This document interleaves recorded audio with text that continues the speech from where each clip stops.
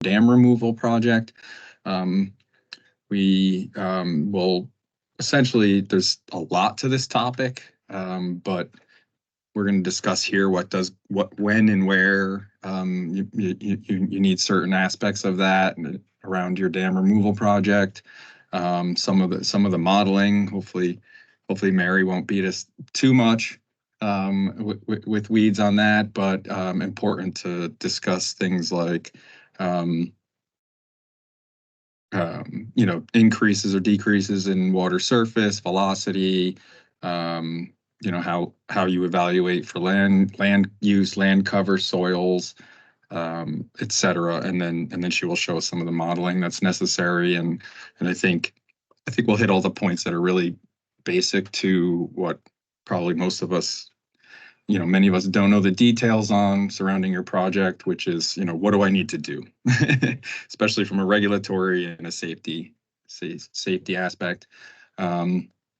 Really quickly, the SDRP, our dam removal partnership, is a group, a collaboration of nonprofit and government, and as well as government agency entities. There's even a few contractor, professional contracting and consultant partners that are, whether they're formally or informally part of the group, and everyone with the overall goal of identifying antiquated and obsolete dams, so ones that have no either monetary, safety, recreational value anymore, and or are a risk to a safety hazard or a high hazards to environmental health and water and habitat quality, and how best to remove those. So our group gets together, discusses our projects, support each other. We create a bunch of resources to support others, to help others learn what to do and where, when, and at least some of the hows to get going with your project. And we hold informational sessions like this to help each other and others that may or may not be looking to do a dam removal project. Our presenter today is Mary L. Pace Goldman. Her firm is called Rippled Waters Engineering. Mary has more than a couple of years experience in water resource engineering. I'd say her expertise is pretty broad, but she claims to focus on hydrologic and hydraulic modeling. But she more than others that I know, she definitely slants towards ecological restoration, I think. Is that fair to say, Mary? And she started her own business, her own firm, Rippled Waters Engineering, in 2018. But she really does have a broad range of expertise in both modeling, hydrologic and hydraulic. This is why people just say H and H. So when we say H and H, this is what we're describing today. So that when they say, do you need an H and H, that's what we'll go over. We recently had an experience working with Mary on our project. We have a small dam on our reserve for a high value impoundment for both recreation and education. So Mary helped us remove and repair and reinstall the dam on our Watergo Pond on our reserve. And so the one thing I can attest to is not only she knows what she's doing, but she's not afraid to manage your contractors. If you run into difficulties with your contractors, Mary is not afraid to manage them well. With that, I'll hand it over to Mary. Thank you so much. Good afternoon, everyone. I hope you're all enjoying the nice weather. We're finally having spring, although maybe it was a little bit hot for me yesterday here in the state. I have the task of covering H&H, as Steve said, with you all for dam removals. It's a big topic. I teach courses in HEC-RAS that are usually a day or several days long. So I am going to keep things as high level as I can. I'm a details person. I love modeling. So I may get a little in the weeds, but I'm going to try to give you an overview of the data you're going to need to gather to do an H&H analysis, what dam safety expects from you for the review, and then also kind of touch upon the different types of hydraulic models and when you might want to use those and what situations those would apply to. I'm going to save the questions, I think, for the end. Normally, I like to do sort of an interactive Q&A, but type your questions into the chat as you think of them. And then I'm going to have Annie help me out with kind of navigating through some of those questions if we have time after we get started. Great. This is my contact information, and I saw Steve put in the chat my website link. If you guys have any specific questions on anything on a model that you're dealing with, I'm happy to answer those questions whenever I teach courses. I try to offer some support to newer modelers and to anyone who just kind of has a sticky situation that they're in. So that's how you can reach me, and I'll put that up again at the end. We are going to talk about what data do you need to gather. There's a lot of information that you need up front in order to get yourself ready to complete the model. And then we are also going to talk about just the basics on how to set up a HEC-RAS 1D model. We'll talk a little bit about inline structures for dams. They could also be lateral structures for your dams. And then we will touch upon a little bit on the restoration approaches, although I'm not really going to go into the details on restoration design. We'll stay focused on the modeling. All right, so first, what you need to sort out is some flow data. And you may have a source for FEMA. This is the website to go to see if your river or water body is studied by FEMA. If it is, you may be lucky and be able to pull flow information from there. I will caution you that FEMA does not have any flow data for storms less than a 10-year recurrence interval. So to look at like channel forming flows and some of those smaller flows that you would need for informing your restoration approach, you're still going to have to do some additional data collection. If you're really, really lucky, you may actually have a USGS gauge with continuous flow records on the water course that you're looking to model with your dam.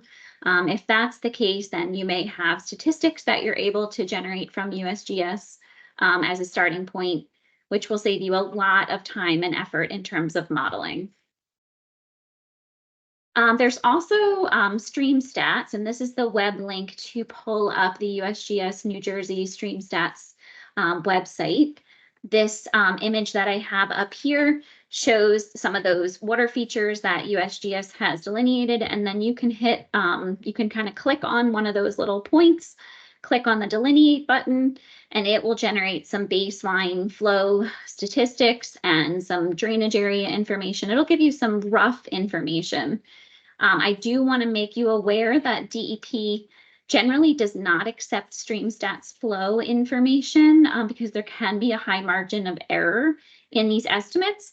But a lot of times if someone asks me just a cursory review question for flow information, I will come to stream stats to get like a general sense of how big the drainage area is and relatively where the flow information might fall, knowing that it's really cursory and will require additional detail later. So when you need to get your flow information and you don't have FEMA data, you don't have stream stats, you don't have anything, you're most likely to need to pull together watershed data. You're going to need to gather information on land use. You may also want to gather information on your dam, depending on how long you've been associated with the dam you're looking at removal for. You may want to contact DEP Dam Safety to get records of any past dam modifications or repairs if they have those.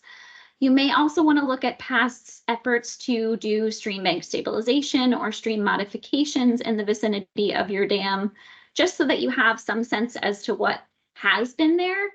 And if you're lucky, again, Dam Safety may have information from an emergency action plan or some other inundation analysis, which would give you some baseline flow information from the dam at some point. You will also want to gather information on downstream bridges, any structures that are in the vicinity of the impoundment. You want information on the stream bed and stream banks. Most likely, you're going to need some level of topographic survey in the stream channel to better define your channel cross sections. However, there are instances where it's not as important and you may be able to utilize LiDAR data, which we'll touch on a little bit later. You also want to look at upstream, whether there's bridges, buildings, stream beds, and banks. And this little image I have here is just of the Musconetcong River. This is the dam in Bloomsbury. As you can see, there's a bridge directly downstream of that. You have roads and buildings and structures on both sides of the existing impoundment there for that dam. So those are all factors and things that you'd want to be gathering information on. When I have bridges in close proximity, like the one here in Bloomsbury, I would also be looking at as-built bridge information from the county or the state or from the town, depending on who's managing the bridge. I don't trust information necessarily from FEMA or from other state models to be accurate enough for the bridges. And sometimes surveyors don't get you all the low chord, high chord, deck thicknesses and other inputs you would need to enter that into your HEC-RAS model. So I tend to also always request as-built drawings. All right, so now you're looking at your hydrologic models. If you've got to generate your flow data, there are sort of three general hydrologic methods that engineers use. The modified rational method, TR20, TR55. For most dam removals, when you don't know your flow data, you're going to want to use TR20 or TR55. The modified rational method is a little too coarse in terms of getting you more specific flow information, although I can see some instances where you might have a pond that's in a very small, contributory drainage area. Maybe it's a single land use or something of that nature. Then maybe in that instance, a modified rational method might work if it's fairly small. But for the most part, you're going to be using TR20 or TR55, which are the USDA NRCS methods. This is just a very quick, what is a watershed? I assume most people on this call will understand what a watershed is. This just gives you a very broad overview if you're not familiar with that, but you will need to delineate a watershed boundary in order to generate flow information. So if you're not familiar with what a watershed is, you're going to want to do some research. There's a lot of good online sources for you to help you out with that. Again, if I were teaching like a HEC-HMS course, which is the hydrologic modeling software that Army Corps puts out, that's like a full day effort to explain all these pieces if you're not familiar. So where can you pull some topographic information for your watershed? I tend to recommend for New Jersey using this web link that's on the left side of my screen. There's a lot of good LiDAR information available. We have the statewide derived data, which is a little coarser than I tend to use for modeling. So I tend to default back, depending on where I am in the state, to the Southern New Jersey data from 2019, the Northwest New Jersey data from 2018, which is actually the Highlands Council's information, the DVRPC data 2015, and then certain portions of the coast is 2014 data. If you get to an area where you don't feel like you have the best coverage with any of those statewide sources, there's also the USGS data options. There's this web link that I've included here, which can take you to the viewer, and you can download your individual LiDAR data for use in analyzing for both hydrology and your hydraulic analysis. You're going to need topo data for your watershed in order to delineate times of concentration, but you will also need topo data to build your HEC-RAS model. And the scale and the data detail that you need for those two exercises is different. So if you get yourself into a situation where you're not sure if your LiDAR data is sufficient, or you're not sure if USGS data is sufficient, again, you're going to need to do a little bit of research, or seek out an expert. Here in the statewide dam removal partnership, reach out to me or someone else and just ask whether you think the data would be sufficient for your needs. You can also certainly reach out to DEP and ask them what they think would be acceptable, but these are sort of the go-to topographic information sources. Time of concentration. I will not go into a lot of detail, but this is a TR55 element. And what it is basically the travel time that it takes for a droplet of water to go it's the longest travel time for a droplet of water in the watershed to get to the point of discharge. It's not necessarily the longest distance, it's the longest time. And that's generally composed of 3 elements: sheet flow, shallow concentrated flow, and channel flow. You will need to research the TR55 user manual or look for some good online hydrology textbooks. If you end up using HEC-HMS as the software you choose, that has some good instructionals on times of concentration and lag time. HMS usually works with lag time, which is a TR20 term, but it can be equivalated to a time of concentration. Those are both those are things you're going to need to do, and that's one of the things you need to measure using the topographic information you will have gathered from the previous slide. And to do your measurements for time of concentration and drawing that in, you'll also need a mapping program, whether that's GIS, if you have an ARC license, or you have AutoCAD or some kind of CAD software. If you have only PDFs, you can do it by hand. And that's actually the way I learned. I've been doing this a long time, and software was not really that great when I first was working on this in high school and college. And so we had to do a lot of, printing out a USGS quad map and then photocopying that and then tracing on there for drainage area delineations and drawing in times of concentration flow paths, which I actually still recommend to people who've never delineated a watershed to do it by hand. Don't let the software programs, if you do have the nice, fancy, expensive ones, do it for you, because it's not really a good replacement to learning if you don't do it by hand the first few times to kind of get a feel for how you delineate those boundaries and what you're going to do for your time of concentration flow paths. Okay, runoff curve numbers is another piece of information that you will need to gather for your hydrologic model. You can get soils information for your watershed from the USDA Web Soil Survey. This is the link to the Web Soil Survey.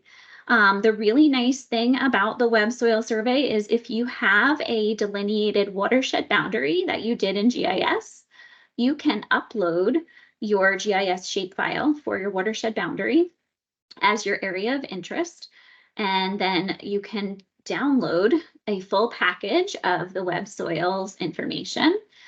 You're going to want to make sure that you pull down the hydrologic soil group information for the soils in your watershed, because you will need the hydrologic soil group letter to be able to pull together your details for your curve numbers when you're actually entering the information in for those runoff curve numbers.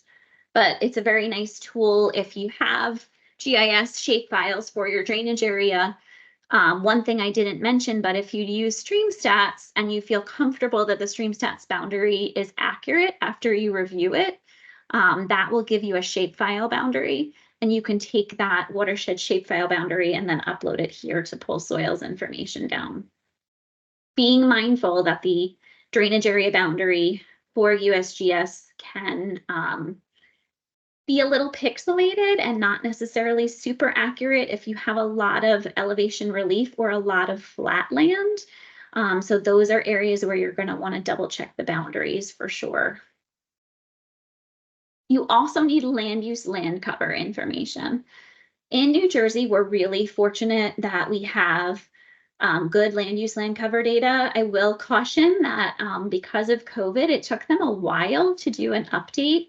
to the 2015 land use land cover. So if you have a watershed that's gone through a lot of development since 2015, we were kind of out of luck until I want to say last year, late last year, this draft 2020 land use land cover data came out. If you are feeling like that is not good enough or detailed enough for what you would like for your runoff curve numbers, you can also pull information, you can pull information from the National Land Cover Database, which I will talk more about when we get to the HEC-RAS section, because you also need land cover information for the HEC-RAS model, but again, a different scale. But this is generally where I pull information to do the CN values. If you have TR55 or TR20 software, it will have reference tables that give you a curve number based on the hydrologic soil type and the land use. So for example, high density residential on a D soil, it will say, 89 or whatever the number is in the table. And then it will do a calculation based on the size of the individual land use pieces to do a weighted curve number for you. You can also do that by hand in Excel, however you choose to do it. TR55 software, I think, is still downloadable from NRCS's website, but I would recommend using HEC-HMS if you have no other software, because that's free as well from the Army Corps website. And the last piece of information that you need for hydrology is rainfall data. So hopefully everyone is familiar with the NOAA Precipitation Frequency Data Server. This website allows you to put in a latitude, longitude for where your watershed is. I tend to pick the centroid of the watershed, although if you are concerned with elevation relief, you can choose different points just to check. When you put that information in, it will then pull up tables and give you the rainfall amounts. You're looking for 24-hour duration storms. Dam safety requires you to analyze the 10-year, 50-year, and 100-year storms.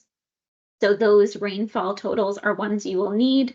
I will also tell you that you're going to want to run smaller storm events, more frequent storm events, to define your bank forming channel dimensions.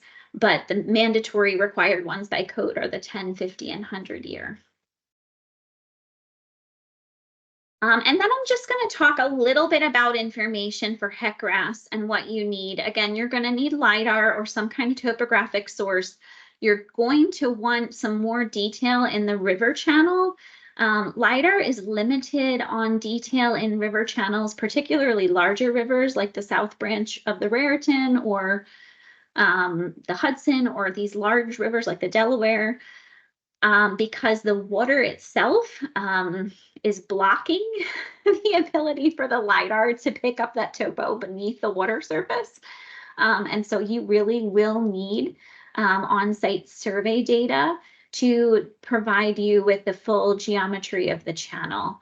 And that becomes really important when you're looking at an impoundment, depending on how long that impoundment is and how deep the water is in your impoundment behind the dam. You're missing a lot of useful information on topography.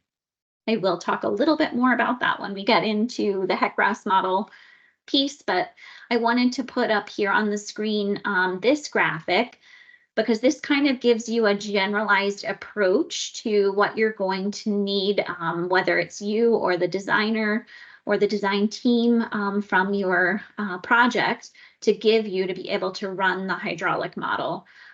You're going to need them to decide on bankful dimensions, both the bankful width and the bankful depth. You're going to want them to decide on the floodplain width, whether there's a need for grade control structures, bankful benches on the outside bends, and then any preliminary grading that they have will be needed to generate a proposed terrain surface for your proposed condition hydraulic model. So I just throw this in here. I could spend, another whole day talking about how to come up with a restored channel design approach. but you will need some preliminary grading, whether you're coming up with it yourself or somebody on your design team is providing it, in order to generate a proposed terrain surface for your HEC-RAS models. All right, so software.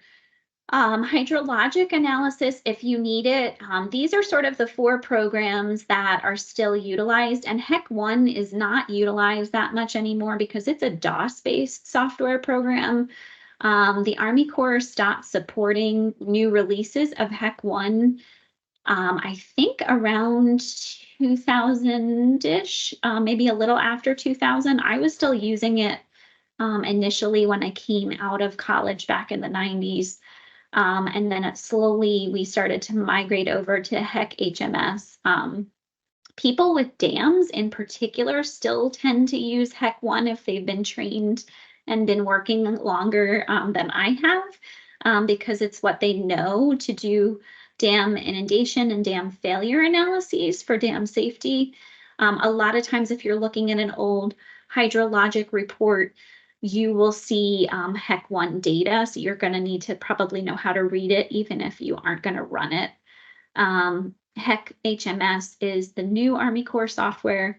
HydroCAD and PondPack are proprietary software programs, but both of those have the same functionality, actually a slightly more functionality than HMS.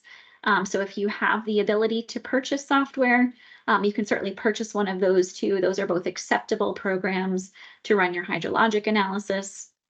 From a hydraulic standpoint, HEC-RAS is a free software.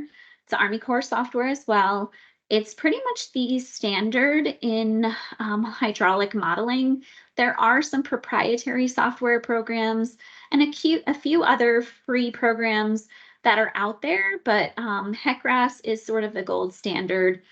Federal highway jobs will sometimes require use of alternative programs for 2 dimensions.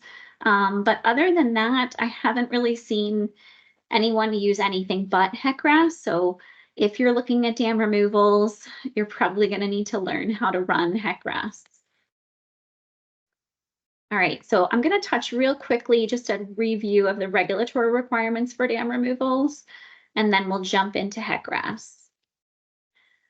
So the dam safety standards that apply to all regulated dams are at NJAC 7:20.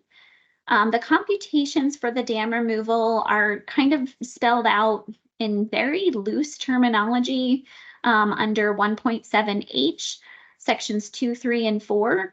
And I listed them here sort of in summary of the types of calculations that DEP is looking for. So the hydrologic and hydraulic analysis for pre and post removal conditions, which again will be required for that 10-year, 50-year, and 100-year storm, is the most important piece. They're looking at that comparison from pre to post conditions. They're looking for increases in velocity, increases in shear stress, changes in water surface elevation, and anything that could result in a negative effect on life, property, or the environment post-removal. So those are the things that they're looking at your H&H analysis for. You will also need to run computations from your hydraulic model outputs to better sort of define whether your stream channel will be stable post-removal. So things like rock sizing for grade control structures, large woody debris sizing to make sure that that isn't going to shift or move around post-removal is also informed by your HEC-RAS analysis. And then the last thing that they look at is the method and timing of dewatering the lake. So depending on the size of your impoundment and how much sediment is accumulated within the impoundment, that drawdown time and your ultimate drawdown plan for your removal is going to be something that you may need to look at your hydrologic model for. You could potentially use HEC-RAS for it if you run an unsteady flow condition model, which we will talk briefly about as well on the HEC-RAS section, but that's something else you'll be asked as the modeler to provide input on. So basically you need to look to see if you had an existing HEC-RAS analysis for the dam in question. Like I said, ask dam safety if they have anything in their files. If they do, you can update that to include your dam removal scenarios. You may need to evaluate a partial removal if the full removal creates negative impacts downstream that you can address through any kind of engineering intervention. So keep in mind that your dam removal scenarios may not just be pulling the entire structure out. It may be keeping some portion of it, and you're going to need to balance out stability, environmental impacts, all of those factors. And you as the modeler are going to work closely with the design team. You may not be the person who's ultimately putting the ecological information in or choosing the plants for the restoration in the floodplain, but you need that design team to work with you so that you're getting updated terrains for the grading, and you need to tell them where their pinch points are with high velocities or shear stresses, where you have water surface elevation increases or decreases that are significant. And if you're impacting structures, how are you going to address that? Many times when we pull dams out in the impoundment, if there are bridges or other structures upstream that were in your former impoundment, you're now exposing footings for those bridges that weren't exposed before. So understanding the impacts for that and working with the owners of those bridges to come up with a scour countermeasure system that they all are approving of is very important. All right, so now we're switching to the HEC-RAS 1D models. And this is a very, very high level, but I'm going to give you what the program looks like, what the different buttons are, and we're going to very much touch on those. If you have specific questions on any of this, I am going to try to leave you guys with about 10 minutes for questions at the end of this, if I can pull it off. All right, so here's what HEC-RAS is. It does have one-dimensional and two-dimensional. We have steady flow, unsteady flow. We have sediment transport, mobile bed computations, and water temperature and water quality modeling. So a lot of information all in one program that is free. When you're doing a steady state one-dimensional model, which is what I usually recommend every beginner modeler start with, and frankly, for certain dam removals, this is more than sufficient. It is using a standard step method for computations, which basically means that it's iterating computed water surfaces between two known cross sections. It does not require those cross sections to remain uniform, does not require the channel to remain uniform, and it computes the energy equation section by section and then iterating to solve the water surface. Here is what that energy equation looks like. For unsteady flow, that is governed by the St. Venant equations. You have conservation of mass or conservation of momentum if you're using a dynamic wave model. That is what those equations look like. If you have not already downloaded HEC-RAS, we're on version 6.5. That is the web link to download it. I will also tell you HEC-RAS is being updated fairly often. So every time I'm starting a new model, which is fairly common for me, I always go and pull down the latest software. I don't always pull and use the beta versions of the software releases, but I will always pull the latest, fully implemented software to run. Here's, again, just a little graphically pictorial of like what it's doing in the program. It's assuming a water surface elevation at the upstream and downstream cross sections. It's determining that total conveyance and velocity head. It's taking those values to solve the equation for the energy head, and then it's solving that for a predicted water surface elevation at the upstream cross section and comparing that with its estimate. And it continues to repeat that process until everything agrees within like a 0.01 foot or another user-defined tolerance. You can change that tolerance value, but it defaults to a 0.01 tolerance. So it's constantly iterating for you. All right, so the program itself. This is what the screen looks like when you open up a HEC-RAS model. And there are buttons and groups of buttons across the top. It's like a little, almost looks like an old school radio for people from my generation. You probably had like the thing you could pop off to keep somebody from stealing your radio. It's like the little face of those old school car radios. That's what I think of anyway. So there's lots of buttons across the top. The first 2 buttons are opening your file and saving your file. The third button over is probably the most important button in this program. That's your geometry button. It kind of looks like a tree branch.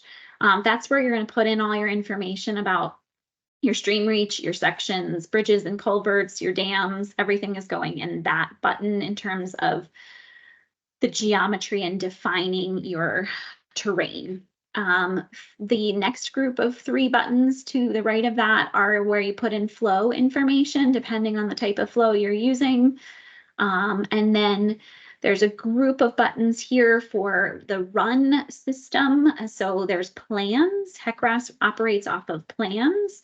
And the different types of modeling approaches that you're using. Each one has a different button, which we'll touch a little bit more on in a few minutes. And then you have a whole slew of output buttons over here on the right-hand side of the bar. And there's a newer feature.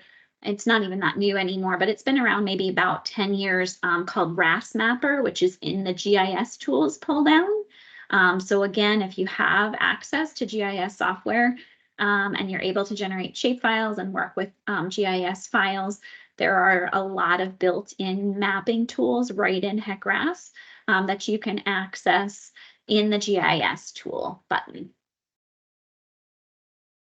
All right, so let's say you need to start a project. You click on File, then a new project from the menu pulls up, and it's going to ask you to type in a name, and your file name is something.prj.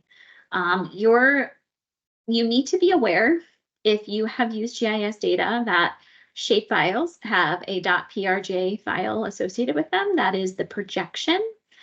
HEC-RAS had PRJ as an extension before GIS was a thing. And so HEC-RAS software programs files are always sorted under a PRJ. Don't confuse that with your PRJs for your GIS files. Save your GIS files in a separate folder so that you don't mix projection files with your shape files with the HEC-RAS file for PRJ. It will also create geometry data files, .g and a number for your geometry files. And your unsteady flow or steady flow data will go in a file with a U or an F in front of it, depending on which you're using. So it's making lots of sub files associated with your HEC-RAS project.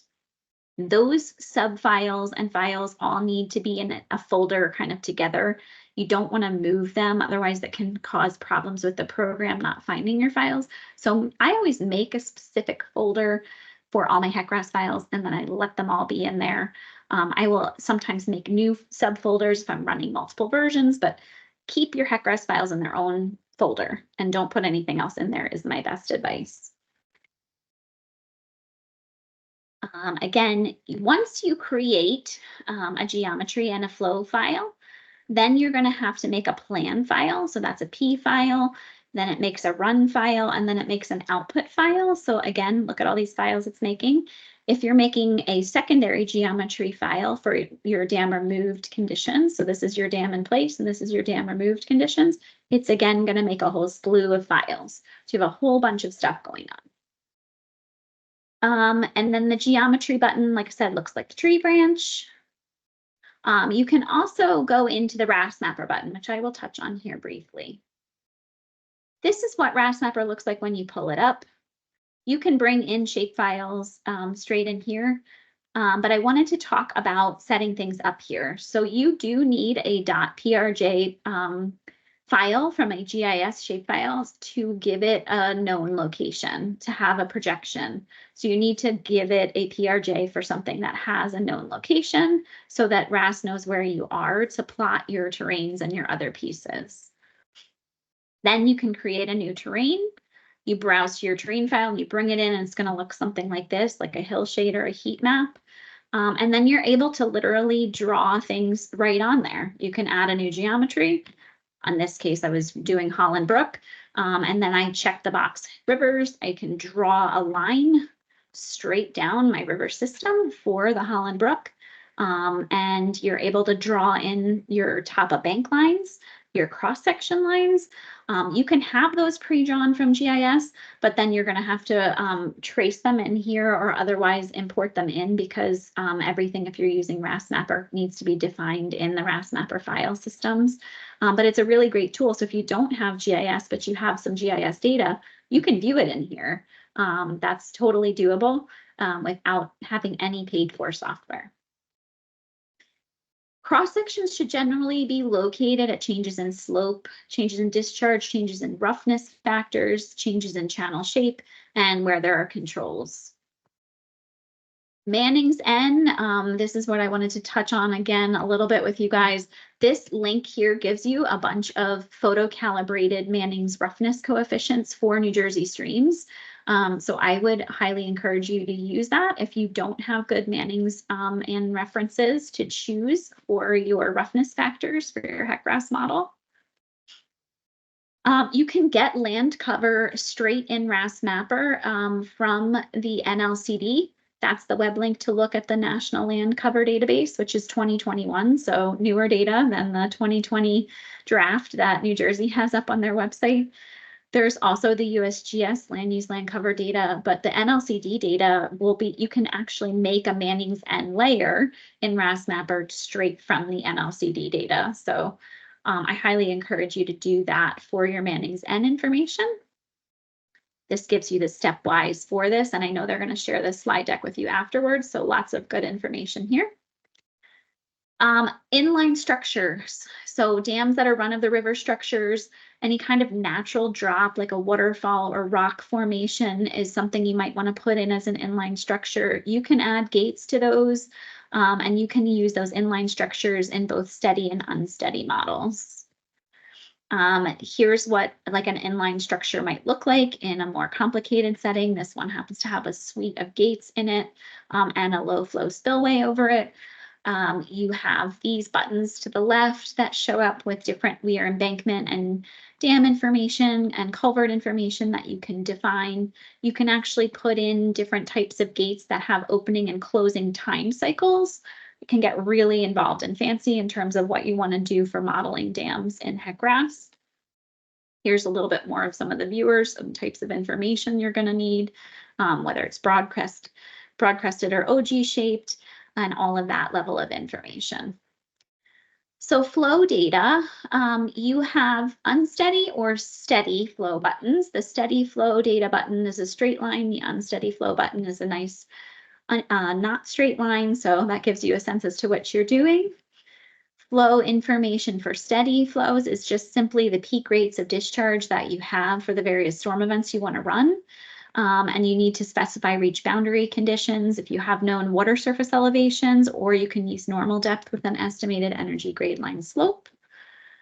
If you have observed water surfaces or downstream boundary condition information from a FEMA study or from a New Jersey state study, those elevations could be used. Just be mindful with the inland flood rule changes that you're using the appropriate regulatory elevations. Unsteady flow data looks slightly different. You need boundary conditions for both upstream and downstream. In steady state, you only need downstream boundary conditions.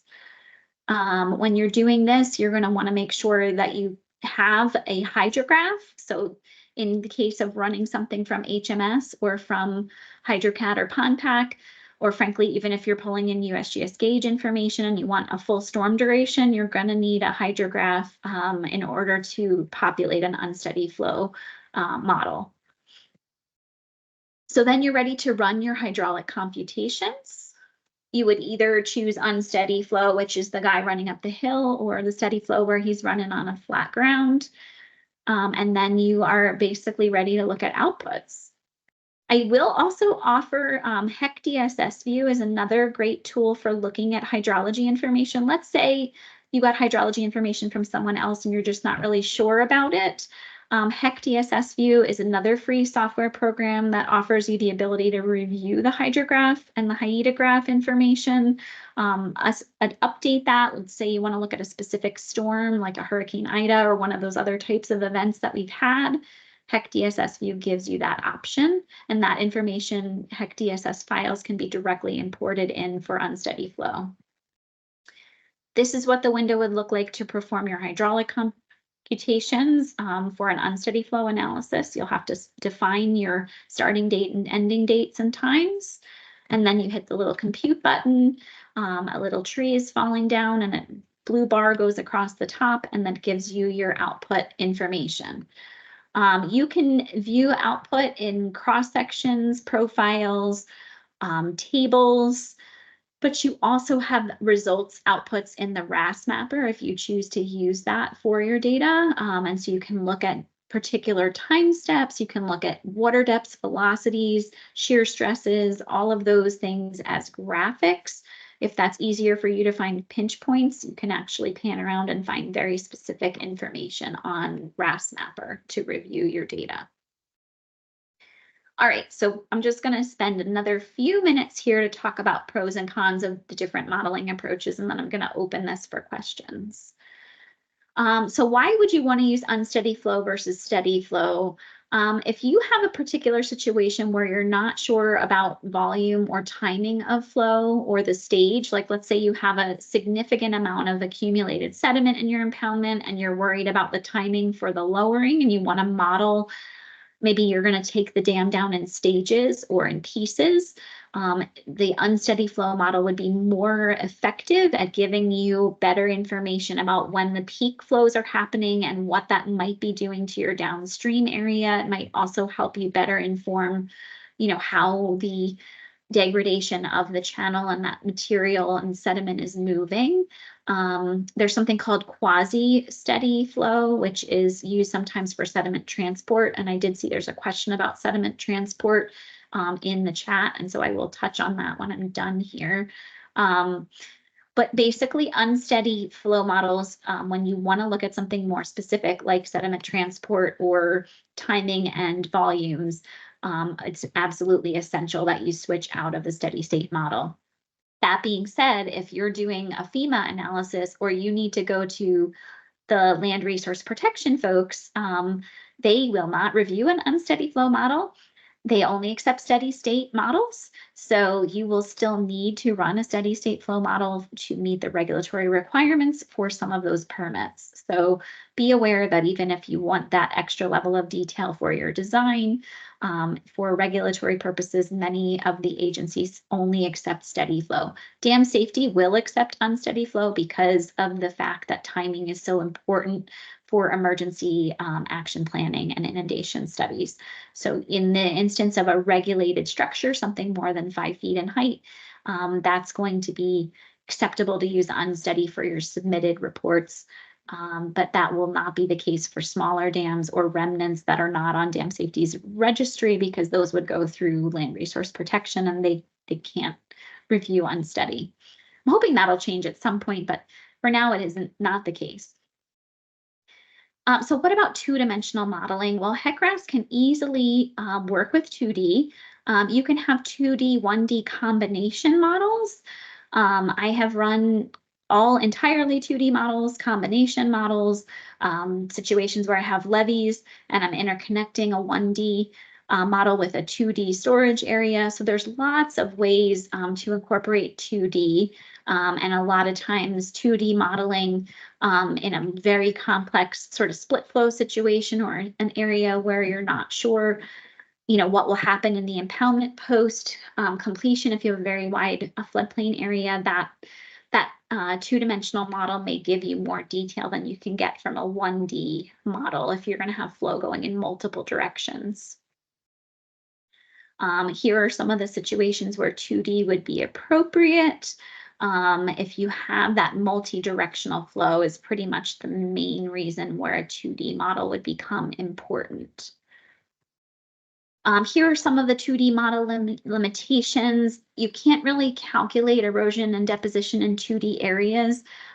There's no formal sediment transport in a 2D model at the moment because the channel locations tend to be fixed. So you can't really reflect avulsions that could be happening. You can't perform water quality modeling in a 2D model. And then there's a few other limitations in terms of structures. That being said, there's still definitely a place for two-dimensional modeling in a lot of areas. And so with that, I thank you guys for your attention to this crash course. It's a lot of information in a very short period of time. So I'm going to go ahead and answer those 2 questions that I see in chat. And if anyone else has any, we have several more minutes here, like 8 minutes, I think, remaining. But also feel free to email in questions afterwards, right, Annie? Yes, thanks, Mary. I Sure. have a couple of questions in the Q&A as well, so I can read those off to you when you're ready. So okay, I'll start with these. I'll do the first 2 that were in chat because those were early, and then we will do the Q&As, and then I can jump into Ann's if I have time. So the first one I see in chat was, could you discuss the role of sediment transport in the design process? At what point do you need to consider sediment mobilization? That's a great question. So let's say you have a significant amount of accumulated sediment behind the dam you're talking about removing. And I didn't really talk about this, but one of the things for dam removal that you're going to want for that topographic survey is something called a bathymetric survey, which is basically sonar or some other method that the surveyors will use to establish how much accumulated sediment is in that impoundment. If you have a significant amount of accumulated sediment, I would say if it's, more than 10 to 20% of the impoundment volume is sediment, there's definitely a potential for that to mobilize downstream. Obviously, the size of the substrate becomes important in understanding how that's going to move. If it's really silty fine material versus really coarse gravels and cobbles, those would need, more force to be moved. So I tend to look at sediment transport if I have a very sediment logged impoundment, because dam safety in particular will want to know if it's going to mobilize and go downstream. It's another reason why I advocate for a slower release if you have the ability to notch your dam and do dewatering in stages. As opposed to doing that all at the initial onset of the removal. It allows the sediment to dewater a little more naturally, and offers it the ability to vegetate up and stabilize in place. But I do run sediment transport analyses for like impoundments that have a significant amount of material. That's typically a one-dimensional unsteady flow model approach, and I start to consider that early on. I mean, your bathymetry study should really be part of your initial data collection. So you're going to want to look at that even in the conceptual phase, because you need to know if that material is contaminated, if you're hauling it out. I've had dam removals in New Jersey where I had to dredge the impoundment before we could take the dam out due to the volume of material that was in it and the size of the material to be removed. So understanding that sediment transport potential in the conceptual phase, at least in some capacity, is important. The really detailed modeling you're not going to be able to do probably until you're getting yourself ready for permit submission. But getting the bathymetric information and the sediment sampling early on, if you have material is in that impoundment, is probably the most helpful.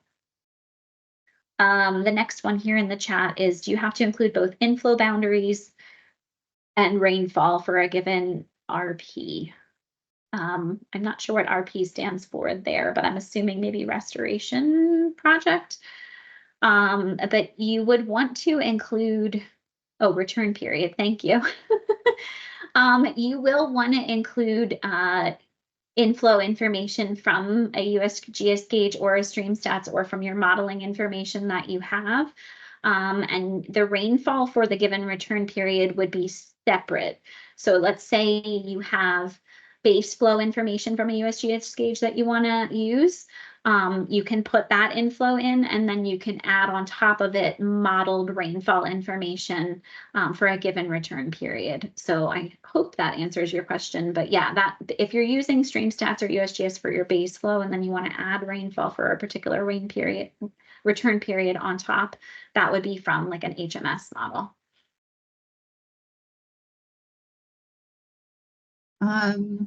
So one other question in the chat here, and then I'll move on to the Q&A. Paul Kenny is asking, what distinctions are there between HEC-RAS modeling and adaptive hydraulics modeling?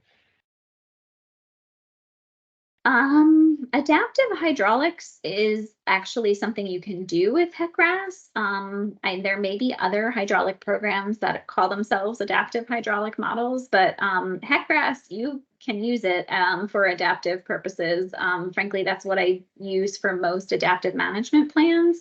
And that's why I mentioned the word scenarios when I was talking about it, because you can define any number of potential scenarios that you might have to adaptively manage. And so I would say, again, I'm always a proponent of things that are free to us, and RAS, they've put so much time and energy at the HEC Center down in Mississippi on this software that it has functionality that far outweighs what a lot of, even in my opinion, some of the proprietary software can do. My only exception maybe, Paul, for that would be if you have a very complicated multi-directional flow scenario where it needs a very involved two-dimensional or potentially even a three-dimensional model, then maybe you'd want to use something where it's doing some predictions for you.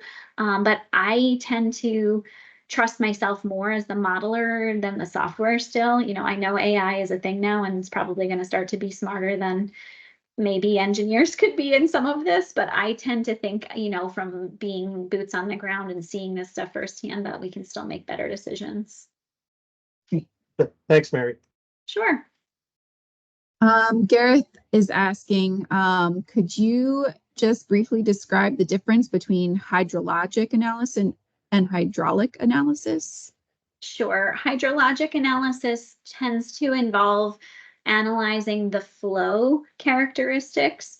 So you're looking at how water is collecting and moving through your system, where hydraulic analysis is taking the flow information from your hydrologic model and putting it into a particular system, like a river system or a dam, and then it's actually seeing what happens when that water encounters a structure or is in a channel, and what does the friction losses and the energy losses look like, and how does that influence a water surface elevation. So I've frequently had people ask me when I've done these H&H classes, well, why can't you just use the water surface elevations that are predicted from HMS or from HydroCAD, because it will try to predict water surface information for you with stream reaches and stuff. And my answer is those are really simplified equations for the reaches in those programs, and it's really a broad oversimplification. So if you try to use those to use them for water surface predictions or velocity predictions, it'll give you some information, but it's basically giving you one cross section for an entire river reach, and using that like to average itself to give information in a hydrologic model, where HEC-RAS, you can have a mesh for a 2D model, or you can have any number of cross sections in the model that you choose to get the information that you need to better understand what's going on in the river. So the RAS model tells you what's going on in the river system. The hydrologic model tells you how much water is coming to that river system.